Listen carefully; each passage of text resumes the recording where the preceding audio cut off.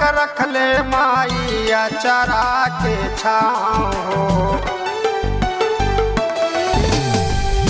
बचपन के साथे भाई बहिनी के प्यार हो, माई और बाबूजी के अजबई दुलार हो।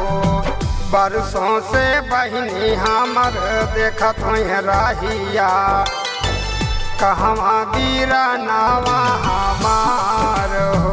बरसों से बहिनी हमर देखत हुई राहिया, कहवा गिरा नावा हमार।